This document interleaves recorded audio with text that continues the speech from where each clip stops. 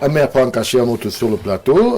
Je me tourne vers vous, Monsieur le maire Niek. C'est vrai que au-delà justement des aspects esthétiques liés au dévoilement du maillot, il y a une autre actualité qui fait abondamment réagir, qui est complémentaire à celle-là, c'est la liste.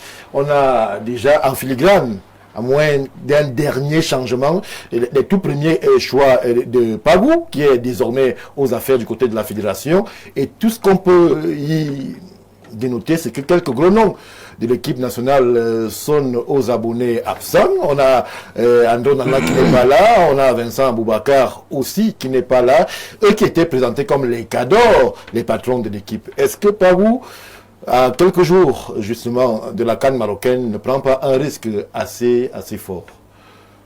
Vous avez lâché le mot, les patrons de l'équipe, ça n'existe pas. Il y a quand même des patrons de vestiaire. Non. Patron du vestiaire, c'est le coach. Il faut dire que les plus anciens, si vous voulez, c'est pas moi qui veux, c'est les plus anciens, ils ont une certaine expérience qui est due à leur expertise également, mais une équipe n'est pas la conjonction des individualités. Une équipe, c'est d'abord la discipline. Oui. Non, d'abord un objectif fixé par le coach à atteindre. L'État du Cameroun, à travers sa fédération, fixe un objectif. Il me semble que l'objectif a été fixé à Pagou de faire mieux que la dernière fois. Oui. Maintenant, lorsque l'objectif est fixé à Pagou, lui-même se fixe un objectif et il te donne les moyens d'y arriver. Si les moyens d'y arriver nous amènent, enfin, pour le coach, oui, à écarter ceux qui ne vont pas entrer dans le choix à la fois discipliné et tactique de l'équipe, il faut accepter ça. Alors, je m'en vais de façon synchronisée avec vous, porter à la connaissance des Camerounais nombreux qui nous regardent, justement, et qui peuvent avoir des inquiétudes sur la présence des uns et des autres. À chaque fois que vous parlerez, rappeler et révéler justement les premiers choix de Pagou. Alors, nous avons 4 gardiens de but. Le tout premier sur la liste, c'est Davis et Passy. Nous avons Simon Omosola, Simon Ngapadouembou, j'espère que je ne me trompe pas sur la prononciation, et Edouard Somban. Première absence notable, il s'agit de l'absence d'André Onana, qui jusque-là était l'un des vice-capitaines ou les capitaines de l'équipe nationale, qui ne sera pas de l'épopée marocaine. Ça ne m'intéresse pas. Pas du tout. Quand on ne soit pas là, ne vous intéresse pas? Ça ne m'intéresse pas. Je vous dis pourquoi. En tant qu'ancien président de club, oui, il m'est arrivé même de donner des consignes pour qu'un joueur ne soit pas là, bien qu'il soit le plus brillant. L'objectif que Pagou se fixe peut ne pas être en phase avec la présence de certains joueurs, fût-ce le meilleur. Et il faut le comprendre. Lorsque vous voulez changer ça, vous assumez le reste. oui. Et c'est pour ça que je me dis qu'une équipe en reconstruction, parce que je vais vous dire quelque chose.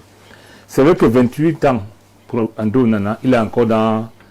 pour les gardiens de but. Mais pour un joueur de champ, 28 ans, on t'en vers la retraite. Zidane après la retraite à 31 ans. Oui. C'est ça la réalité. Donc, lorsque vous avez un gardien très bien comme Onana, il faut le reconnaître, de 28 ans, il faut commencer à préparer la relève pour ne pas être surpris. Lorsque vous avez un Aboubacar Vincent, avant centre de pointe, normalement, d'un certain âge, parce que je ne connais pas l'âge. Je reste avec vous une minute, monsieur le maire. Oui. J'interroge le président du club que vous êtes, oui, ou ancien président, oui, ça dépend. Lorsque vous observez véritablement la cartographie des gardiens de but au Cameroun, est-ce que vous pensez que l'écartement ou alors la non-sélection d'André ne peut être qu'inhérente à des choix de préparation d'avenir? Est-ce qu'il n'y a pas là une raison sportive, peut-être, ou extra-sportif dans le pire des cas? Il n'y a pas de raison extra-sportive. Je vous ai dit au départ que lorsqu'on se fixe des objectifs à atteindre, oui, tu comprends, non? Il peut arriver qu'on écarte sur le plan disciplinaire et de la mise en phase de l'équipe. Le meilleur? Oui, l'un des meilleurs. Ça peut arriver. Non, le meilleur? Non, l'un des meilleurs, je suis désolé. Pour le cas d'André, est-ce qu'il y a mieux au Cameroun en ce moment? Non, moi je parle d'une équipe. Je ne parle pas des gardiens seulement. Je parle d'une équipe. Landry Mbemo, qui me semble être nouveau capitaine, n'a rien à envier aux autres. Mais c'est une équipe. Moi, le plus important, c'est que qu'on laisse l'entraîneur faire son travail. Oui. Et qu'il l'assume. Maintenant, assumer pour moi veut dire quoi?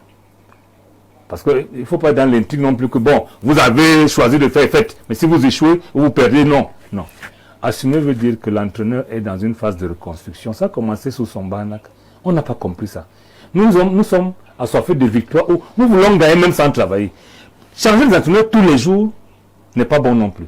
Je pense que Pago au moins, parce que le fait de nommer Pago me semble une décision de souveraineté, parce qu'on veut renationaliser le banc de touche. Je suis entièrement d'accord.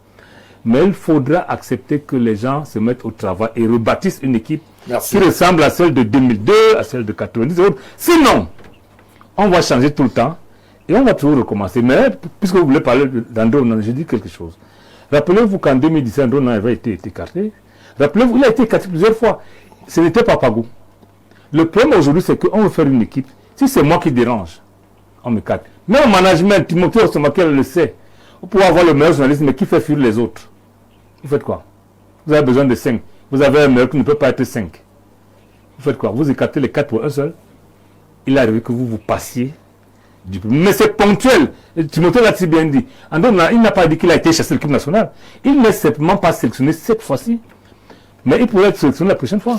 Merci. Alors, on poursuit la présentation des noms, puisque les Camerounais s'impatientent. Nous avons en défense Samuel Junior Koto, Gersigno Nyamsi, chez Malone, nous Tolo, nous avons Flavien Enzo Boyomo, nous avons Nagida Mamadou, nous avons Junior Chamade, nous avons Christopher Wo, nous avons Darlene Yongwa. Alors, Timothée Somba, je me tourne vers vous. Il y a des absences qui peuvent interpeller. L'expérience de Michael Ngado-Gadri n'a pas été prise en compte. Nous avons aussi Jackson Tchatchoua de Wolverhampton, c'est en première ligue, qui manque à l'appel. Est-ce que Pagou, qui va vers la CAN marocaine, lui, il y va pour apprendre ou alors pour essayer de faire des résultats? Il va pour échouer, simplement. Voilà. Parce qu'il ne se met pas dans les conditions pour gagner une CAN. La liste des joueurs n'est pas une liste d'humeur. La liste des joueurs répond à des critères. Oui. Ailleurs, si je prends le cas de la France, que je suis le mieux, Didier Deschamps vous dit que je sélectionne les meilleurs qui jouent qui sont titulaires dans leur club des grands championnats. Il va vous prendre Michael Olise qui joue au Bayern. Oui. Les critères sont relativement, du moins à 70% objectifs et connus. Si bien que tout Français supporter des Bleus peut déjà lui-même constituer une liste sur la base de qui joue dans les grands clubs, qui est titulaire. Vous ne pouvez pas faire une liste d'humeur. Aucun joueur n'a été sanctionné par la FECAFOOT. Il n'y a pas eu convocation de conseil de discipline. Rien.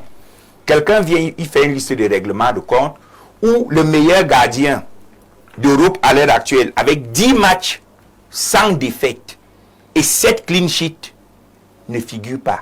Quel est le critère objectif? Ce n'est pas objectif.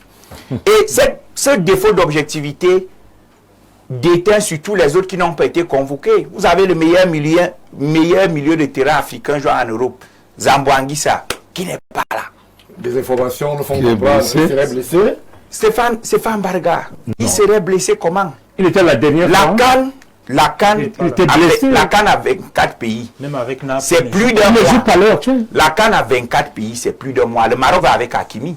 Est-ce que Zamboanguissa est plus blessé qu'Hakimi? Vous voyez, le problème, c'est que le dispositif actuel est un dispositif de spoil system.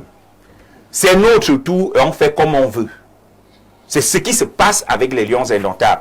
Et ça fait partie des éléments de banalisation du label Lions indomptables. Regardez la cérémonie de présentation du maillot. C'est une cérémonie à 1000% au rabais. Une cérémonie. Vous espériez quoi, Timothée? On a vu l'ambassadeur Roger Mila de ce côté, on a vu quelques noms bien connus. Je suis en train de dérouler. Je vous dis pas c'est au rabais. On a vu des stars. C'est une cérémonie au rabais qui n'a. Quelle star? Il y avait quelle star? Moussig le charismatique. C'est pas une star au Cameroun. Voilà, quelle star? Faut arrêter ça. Roger Mila. Le marketing sportif. Michel Camp peut signer l'autographe à quel jeune de 18 ans? Qui le connaît? Non, même Roger Mila. Ça ne vend plus. Le marketing sportif, il faut distinguer. Les hommages faits aux anciens n'ont rien à voir avec le marketing sportif. Roger Mila aujourd'hui est une icône légendaire. Oui. Mais ceux qui doivent acheter le maillot, cette jeunesse qui a 18, 19 ans, 20 ans, ne va pas acheter le maillot de Roger Mila. Ils ne l'ont pas vu jouer. Ils vont acheter le maillot de Mbomo, ils vont acheter le maillot de Onana, de Vincent Aboubakar, des Passy qui a réalisé l'un des plus beaux arrêts de la dernière Coupe du Monde. Oui. Vous voyez un peu. Or, on a une cérémonie de spectacularisation de faux enjeux. Vous dévoilez le maillot. C'est beau. C'est une cérémonie marketing qu'on capitalise avec une soirée de gala, avec des invités de renom, avec une boutique qui permet d'acheter le maillot. Qui organise? Je dis, celui qui doit organiser la alors, l'essentiel, monsieur, non, moi je ne veux pas savoir qui organise. Je dis comment ça se fait ailleurs pour rentabiliser le maillot. Le prix du maillot qui est à 75 000 francs. Au cours de cette cérémonie, si on avait fait les choses bien, le prix aurait pu être assez démocratisé pour que ceux qui ont l'honneur d'assister à la cérémonie l'acquièrent même à 20 000 ou 25 000. Oui. Maintenant, vous avez un équipementier dont personne ne connaît le coût du sponsoring. Lorsqu'on sait que les joueurs sont à 4 ans sans prime de sponsor à la FECAFOOT, combien faut-il nous rapporte? Bon, le dernier rapportait combien? Le dernier rapportait combien? C'est pas un barga. Nous sommes encore J'ai introduit sur cette thématique en parlant de la banalisation du label Lions Indomptables. La banalisation commence par l'opacité des contrats ailleurs rendus publics. On doit savoir combien un équipementier nous donne. À l'époque, nous avions Puma ici.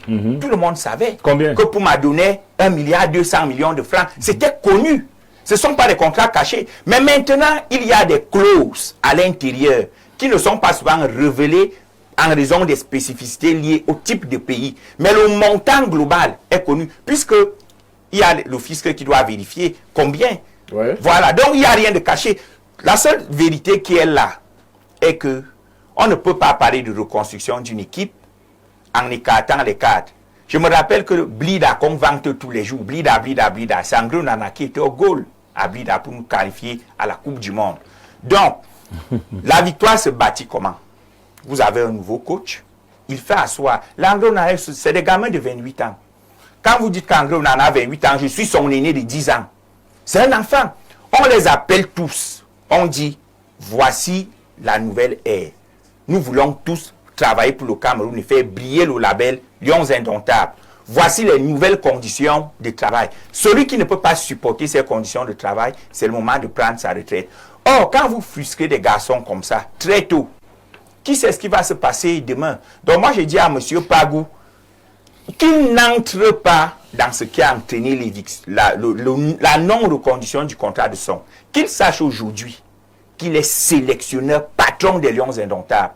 Et qu'en tant que patron des Lions Indomptables, il n'est pas obligé de tout accepter de la FECAFOOT. Il y a des choses sur lesquelles il doit dire non. Merci. Merci. Merci. Il a demandé de chasser les joueurs. On va poursuivre l'exercice puisque les Camerounais s'impatientent. C'est ma lecture. Ils veulent connaître le milieu de terrain. Alors, on va dire, en milieu de terrain, nous avons, selon Pagou, Carlos Baleba, qui est à Brighton. Nous avons Arthur Avom de Lorient.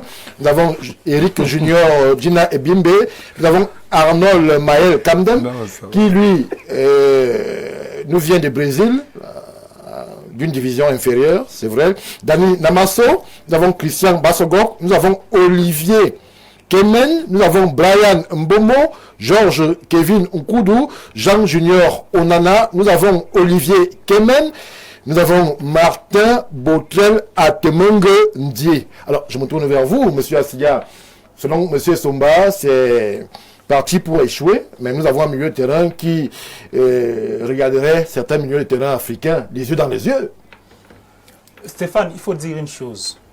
Nous allons en cette Coupe du Monde. Coupe d'Afrique pour l'instant. Merci Roland. Nous allons en cette Coupe d'Afrique sortant d'une situation un peu complexe. Renouvellement de l'équipe technique que je n'avais pas souhaité d'ailleurs parce que je reste constante sur ce que j'avais dit. Lorsque nous allons à une compétition, il aurait été souhaitable que nous allions avec le coach qui a préparé ces derniers jusqu'à ce niveau. Mais c'est déjà arrivé.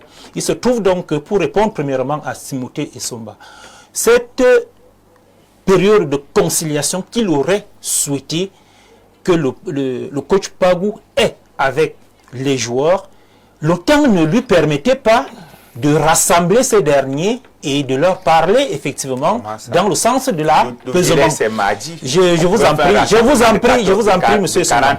À partir de cet instant, eu égard de toutes les péripéties qui ont sévi dans la tanière, et je rappelle que Pagou était présent. Il est présent dans cette tanière depuis un certain moment. Oui. D'où ses choix en fonction des agirs des uns et des autres, des comportements des uns et des autres. Il a donc trouvé mieux et nécessaire d'aller d'abord en Coupe d'Afrique. C'est arbitraire, c'est le problème. Et certainement revenir. Parce qu'il est tout à fait clair que la FECAFO ne va jamais suspendu un seul joueur. À partir de cet instant, il a fait son choix, il a pris sur lui de choisir ces garçons. Mais maintenant, la grande crainte du public sportif, c'est l'inexpérience. Lorsqu'on voit au milieu de terrain où Christian Bassogok ferait office de vétéran ou de cadre, Baleba, Avom, ils sont relativement jeunes. Malheureusement, je ne suis pas de ceux qui pensent que l'expérience, c'est lorsque tu as mis du temps à un poste et du coup, tu acquiers de l'expérience. Non. Il faut toujours commencer quelque part. Si tu n'exerces pas, tu ne peux pas acquérir de l'expérience. Tous ceux qui s'estiment être expérimentés aujourd'hui, ils ont commencé quelque part. Il faut aussi permettre à cette jeune génération de commencer quelque part et qu'ils donnent le meilleur d'eux-mêmes. Nous devons tout simplement rester dans la constance. À savoir que lorsqu'on a réussi à fabriquer un noyau qui va permettre, même s'il ne gagne pas la CAN, mais de rester dans une continuité et dans une synergie. Malheureusement, monsieur Assiga, vous accepteriez que les Lions indomptables soient éliminés au premier tour? Malheureusement, c'est ça le véritable problème. C'est ça le véritable problème du public camerounais. Parce que nous sommes dans une situation d'éternel recommencement. Nous avons quand même le Gabon et la Côte d'Ivoire entre poules. Souvenez-vous que Rigobert Song a commencé un travail avec certains noms qu'on ne retrouve même plus aujourd'hui. On ne sait plus où sont partis ces jeunes. Il était question... La définition des critères. Il était question qu'on continue avec ces derniers jusqu'à ce qu'ils soient matures. Les Gomez ont commencé avec les Ben Elliott. Ils sont plus aujourd'hui. Avec Mabrice. Ils sont plus aujourd'hui. Il n'y a pas que lui. Et maintenant que Pagou arrive aujourd'hui, on se pose la même question. Est-ce qu'on va le débarquer après la CAN pour qu'un autre revienne encore avec d'autres nouveaux visages? C'est un peu cet éternel recommencement pas normal que nous ne voulons pas. Ne figure pas dans cette équipe nationale. À partir de cet instant, qu'il faut. Le coach reste parce qu'on n'a pas de critères unique responsable de ses choix. Oui. Parce qu'il a une tactique à vouloir implémenter, à vouloir insuffler à ses enfants. Et nous l'attendons effectivement sur le pied du mur. Parce que il y a un nom, Kamdim, que vous avez, qui a fait vraiment les choux gras depuis sa convocation, où on est allé le prendre en soit 5e division au Brésil, non, 6e division au Brésil. On s'interroge. Mais la 6e division du Brésil est meilleure que notre championnat. C'est un championnat fédéral. Un coach qui convoque un joueur, même si c'est en 6e division au Brésil, c'est la connaissance qu'il a de ce joueur qui fait en sorte qu'il puisse le convoquer. Et on se dit, il est libre de le convoquer. Non, il faut et les discours que Timothée commence à entretenir aujourd'hui ne sont pas les discours à nous amener avec sérénité à la CAN. Je l'invite à apaiser son discours aujourd'hui afin de ne pas davantage mettre de l'huile dans le feu. Nous voulons de l'apaisement. La CAN, c'est pour bientôt. Ces discours ne nous servent à rien. Merci, monsieur Assiga.